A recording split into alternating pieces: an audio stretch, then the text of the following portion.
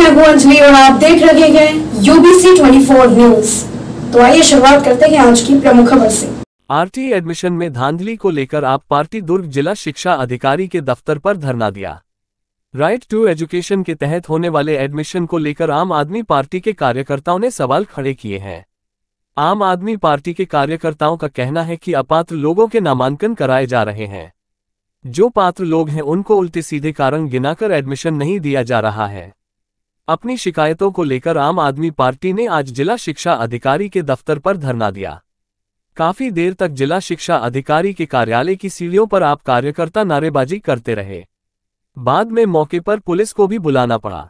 Right to education पर आम आदमी पार्टी का आरोप है कि जो गरीब और मजबूर लोग हैं और एडमिशन के पात्र हैं उनका नामांकन स्कूलों में नहीं लिया जा रहा। जो लोग पात्र नहीं हैं उनका नामांकन इस कोटे से कर लिया जा रहा है। इस बात को लेकर आप शिक्षा अधिकारी के ऑफिस के सामने आज आप लोगों ने धरना दिया है। देखिए, मैं आप लोगों को बताना चाहूंगा कि हम विषय बात कर रहे हैं शिक्षा की और स्कूल के प्रवेश की बात कर रहे हैं, लेकिन आप लोगों को ये समझना पड़ेगा कि हम शासकीय विभाग में जरूर है, लेकिन प्रवेश बात कर रहे हैं हम निजी स्कूल की। इससे सरोकार छत्तीसगढ़ शासन की शिक्षा से कुछ है ही नहीं। ये प्रवेश का जो विषय है ये निजी स्कूल का है। इसमें ये सिर्फ अपने आप को कुंडली मार के बैठे हैं और प्रवेश में अपना हस्तक्षेप कर रहे हैं, और वो हस्तक्षेप भी जो है वो अयोग्य हो गया है। इसमें पूरा जो है एडमिशन जो है इन लोग ने जो अभी जो प्रथम सूची आई है उसमें ढेर सारी विसंगतियां हैं। तो मैं रिपीट कर रहा हूं कि ये गवर्नमेंट के स्कूल की बात नहीं है, ये प्राइवेट स्कूल की बात है जिसको गवर्नमेंट इन्वॉल्व होकर नोडल ऑफिसर के नाम से करती है।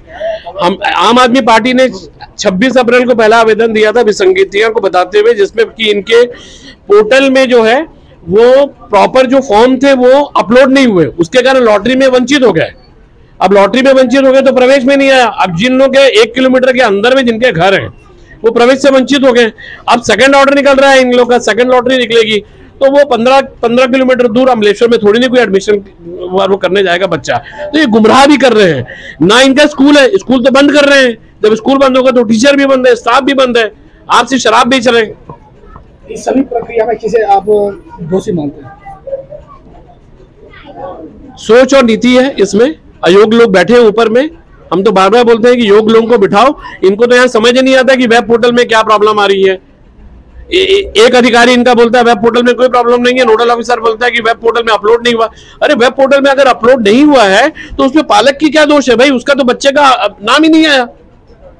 उसके अलावा नियम में भी आरटीई के जो राइट टू एजुकेशन का जो वेब पोर्टल है उसमें नियम कुछ और लिखे हुए हैं, और ये प्रैक्टिकली जो फील्ड में नियम वो अपना बना के करते हैं। इन्होंने जिनके नाम सर्वे सूची में थे और जिनको इन्होंने सर्वेक्षण करवाया स्थल पे जाकर, उसकी जब इन्होंने वहां पे पंचनामा करवाया, वो पंचनामा की रिपोर्ट इन्होंने यहां तक जमा नहीं की है। अभी इनको जब हम लोग ने पिछले मंडे को कलेक्टर डायरेक्शन में गए, वहां से इनको व्हाट्सएप आया, और जब इन्होंने नोडल ऑफिसर को जब नोटिस भेजी और 13 तारीख तक इनको प्रतिवेदन जमा करने बोले, उसके बाद से हमारे यहाँ की जो मैडम है लोकसभा अध्यक्ष, वो बार बार यहाँ पर आ रही है, बार बार पता कर रही है, उनको टाल रहे हैं मामला। वो सिर्फ छुपाने की कोशिश कर रहे हैं। सेकंड लॉटरी निकलना, हमारी डिमांड है कि पहली लॉटरी में जो प्रवेश हुआ था उसकी जांच हो।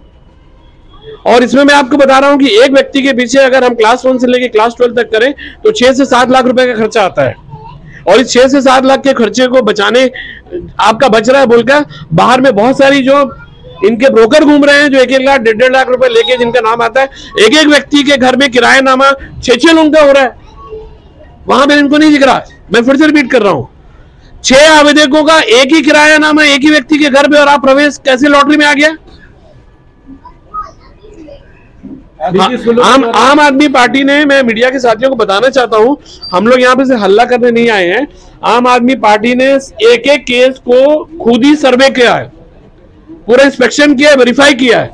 अभी मैंने जो यहाँ के अधिकारी जो है भोज जी, मैंने उनको बोला भी है कि हमने सिर्फ लिस्ट जमा नहीं की है, हमने वेरीफाइड लिस्ट जमा की है। मैं बार बार रिपीट कर रहा हूँ, आम आदमी party submitted the verified list of the candidate, जिसका इन्होंने लॉटरी में नहीं शामिल किया। मैं एडमिशन की बात नहीं कर रहा हूँ, आप लॉटरी में तो शामिल करना था उनको। अब आपका पोर्टल में अपलोड नहीं हुआ तो इसका क्या मतलब है?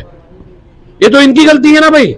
आज विभाग में मोर्चा देने के बाद देखिए, क्या हमें तो पूरी उम्मीद है कि सुनी जाएगी, क्योंकि वो केस बिल्कुल पारदर्शिता पूरा उसमें गलत है।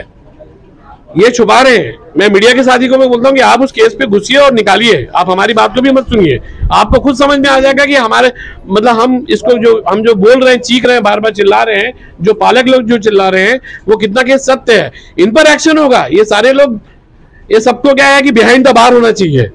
ऐसे लोग अगर शिक्षा के क्षेत्र में हैं, इसको आप व्यापार से मत करिए। इनको सभी को ना कोचिया बना देना चाहिए। इन सबको जो है ना, मैं आपको रिपीट कर रहा हूँ, इन सबको जो कर्मचारी हैं, इनको शासन में ना कोचिया बना देना चाहिए। इनको सबको बोलो कि शराब बेचेंगे। मैं दविंदर सिंह भाटिया हूँ, आम आदमी पार्टी में स्टेट कमेटी में हूँ, ज्वाइंट सेक्रेटरी। Thank you. शिक्षा विभाग देखिए, जनता के अधिकार की बात है, जनहित की बात है। आरटी का सब्जेक्ट बहुत ही गंभीर हो जाता है तब जब हम बात करते हैं कि इस सदी में हमारे बाबा साहब अम्बेडकर ने बताया था कि शिक्षा वो शेरनी का दूध है कि जो पिएगा दहाड़ेगा।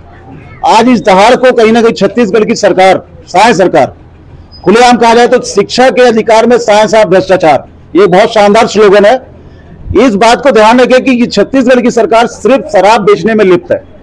जितने भी अधिकारी बैठे हैं नीचे से लेकर ऊपर तक शिक्षा विभाग में, सारे अधिकारी पूरी तरह से करप्ट है। सभी की मिलीभगत है। सभी लोग मिल एक ही जैसे मामलों में एक बच्चे का एडमिशन करते हैं, एक बच्चे का एडमिशन नहीं होता है। इस बात से प्रमाणित है कि सीधे सीधे रिश्वत ली जा रही है और रिश्वत लेकर कुछ लोगों को लाभ दिया जा रहा है और कुछ लोगों को वंचित किया जा रहा है इस अधिकार से। जैसा कि हमारे साथी भाटिया जी ने बताया आपको कि एक ही मामले में एक ही तरह के फॉर्म को रिजेक्ट किए जाने का मामला है।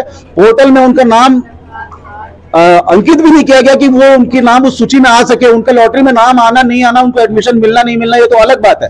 लेकिन ये बहुत ही बड़े भ्रष्टाचार का एक यहां से पुलिंदा दिखता है कि छत्तीसगढ़ में शिक्षा को लेकर कोई भी गंभीरता छत्तीसगढ़ सरकार की नहीं है। और जितने भी अधिकारी हैं, चाहे वो कोई भी हो, बार बार रिपीट कर रहा हूं कि सारे के सारे लोग अभी शराब बेचने के व्यापार में पूरी तरह से लिप्त है। ये शराब बेचने का काम कर रहे हैं, कोचिए का काम कर रहे हैं, बिल्कुल इसमें कहीं कोई संदेह नहीं है। और इस बात से पूरी जनता वाकिफ होनी चाहिए। आप सभी का सहयोग इसमें बिल्कुल हमें चाहिए ताकि जनता तक, जनता के हित की बात पहुंच सके। का मामला सामने आ रहा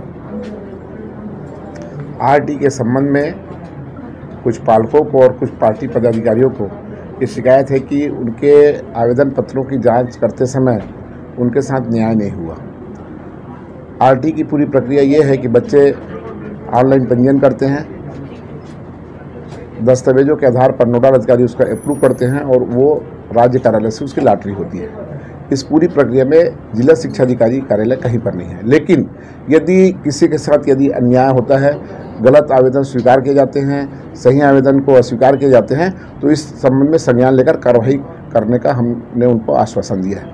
अभी इसके पहले भी उनके द्वारा आवेदन पत्र प्राप्त हुए थे, उन पर हमने पूरा परीक्षण करा लिया है और अभी कुछ नए आवेदन इनके द्वारा दिए जा रहे हैं, उसका भी हम पूरा परीक्षण कराएंगे। यदि कोई बच्चा पात्र है तो उसको प्रवेश मिलेगा और कोई बच्चा जिसके दस्तावेजों में कमी है उसको किसी भी हालत में प्रवेश नहीं मिलेगा। ये बात हमने उनको बता दिया है। सोमवार का उन्होंने टाइम मांगा है। जितनी शिकायत है उसका निराकरण करके हम सोमवार को उनके